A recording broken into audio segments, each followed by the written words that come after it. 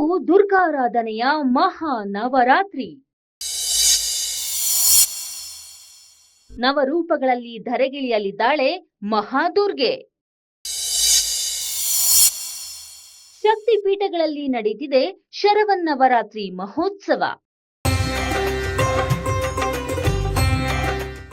ನವರಾತ್ರಿ ಎಂದರೆ ದುರ್ಗಾದೇವಿಯನ್ನ 9 ರೂಪಗಳಲ್ಲಿ ಪೂಜಿಸೋ ಹಬ್ಬ.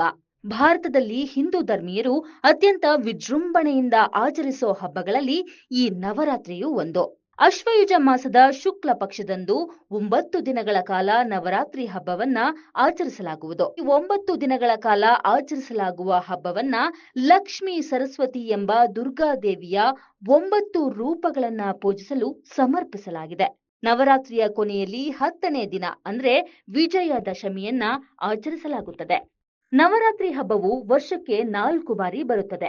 ಆದರೆ ಭಾರತದ ಹಲವೆಡೆ ಅಶ್ವೀಜ ತಿಂಗಳಲ್ಲಿ ಬರುವ ನವರಾತ್ರಿ ಹಬ್ಬವನ್ನ ಅತ್ಯಂತ ವಿಜೃಂಭಣೆಯಿಂದ ಆಚರಿಸಲಾಗುತ್ತದೆ.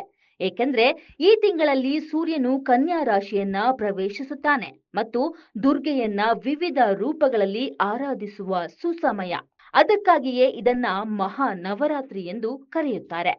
ಪ್ರತಿ ವರ್ಷ ನವರಾತ್ರಿಯನ್ನ ಮಹಾಲಯ ಅಮಾವಾಸ್ಯೆಯ ಮಾರನೇ ದಿನದಿಂದ ಆಚರಿಸಲಾಗುತ್ತದೆ.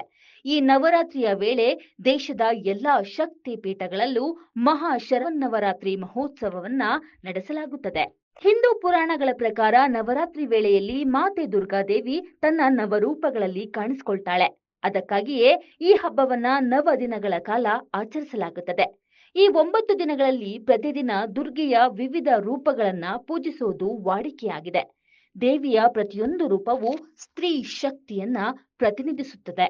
ಮಹಿಷಾಸುರ ಎಂಬ ರಾಕ್ಷಸನ ಜೊತೆ ದುರ್ಗಾದೇವಿಯು 9 ದಿನಗಳ ಕಾಲ ಹೋರಾಡಿ ಕೊನೆಗೆ ರಾಕ್ಷಸನನ್ನ ವಧಿಸಿ ವಿಜಯ ಸಾಧಿಸಿದ್ದನ್ನ ಸ್ಮರಿಸುವ ಪುಣ್ಯ ಕಾಲವೇ ಮಹಾ ನವರಾತ್ರಿಯಾಗಿದೆ.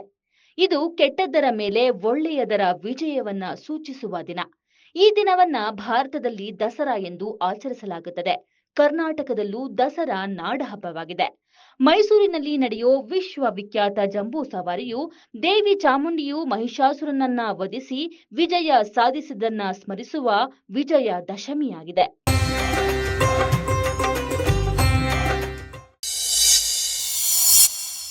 ನವರಾತ್ರಿ ಹಬ್ಬವನ್ನ ಏಕೆ ಆಚರಿಸುತ್ತಾರೆ?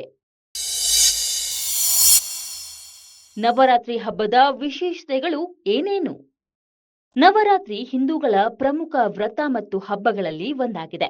ಇದು ಸ್ತ್ರೀ ದೇವತೆಯ ಶಕ್ತಿ ಮತ್ತು ಅವಳ ವಿವಿಧ ರೂಪಗಳನ್ನ ಆಚರಿಸುವ ದಿನವಾಗಿದೆ.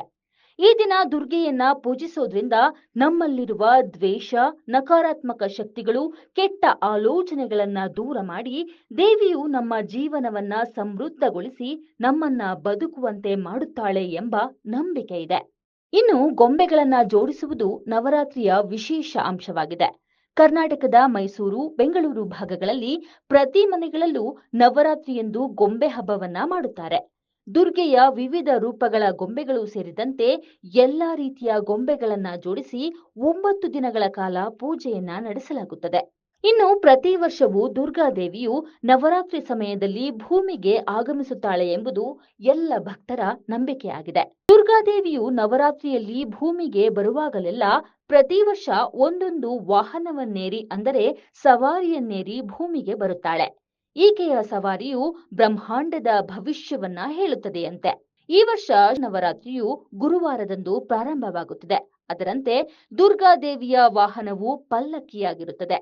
ಗುರುವಾರದಂದು ನವರಾತ್ರಿ ಆರಂಭವಾದಾಗ ದೇವಿಯು ಪಲ್ಲಕ್ಕಿ ಅಥವಾ ಉಯ್ಯಾಲೆಯ ಮೂಲಕ ಭೂಮಿಗೆ ಆಗಮಿಸುತ್ತಾಳೆ ಎಂದು ಶಾಸ್ತ್ರದಲ್ಲಿ ಹೇಳಿದೆ. ಒಟ್ಟಿನಲ್ಲಿ ಈ ಬಾರಿ ನವರಾತ್ರಿ ಸಕಲ ಜೀವಿಗಳಿಗೂ ಸನ್ಮಂಗಳವನ್ನ ಉಂಟುಮಾಡಲಿ ಎಂದು ಆ ದುರ್ಗಾ ಮಾತೆಯನ್ನ ಎಲ್ಲರೂ ಬೇಡಿಕೊಳ್ಳೋಣ.